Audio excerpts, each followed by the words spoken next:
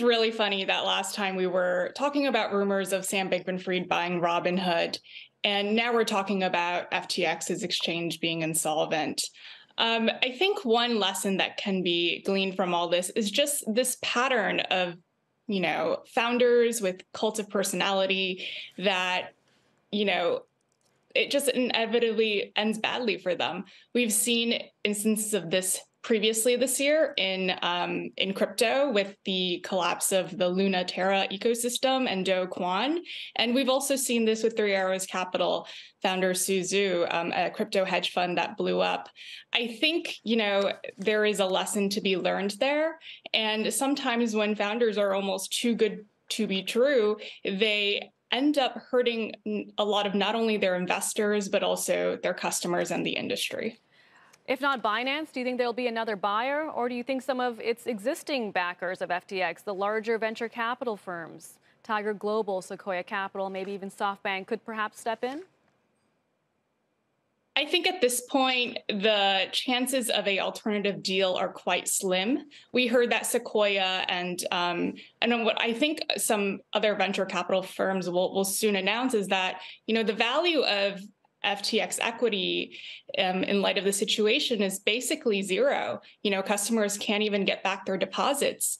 I think Sequoia actually, mentioned when they published their letter that their primary responsibility is they have a fiduciary responsibility to their limited partners, and that means maximizing shareholder value. And at this point, currently, if FTX were to receive $8 billion that it needs, most of those assets would likely go to customers. And now we try to understand the wider implications. Investors who have exposure to Bitcoin or owners of some of the cryptocurrency stocks like Coinbase, which fell 10% yesterday.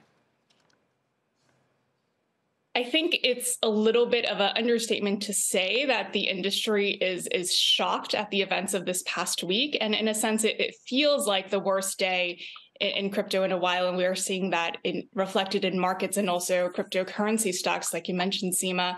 I think, there is a little bit of an identity crisis going on in the industry just because Sam Bankman-Fried and FTX, they were viewed as kind of the faces for the industry. Sam was in Washington lobbying for, legislation for the crypto industry. And not only do companies in the industry have to now grapple with the fact that FTX, which was a top 3 exchange, has collapsed. Also, I think the crypto community will have to figure out, who will be the new face of crypto and who will represent the industry in Washington, D.C.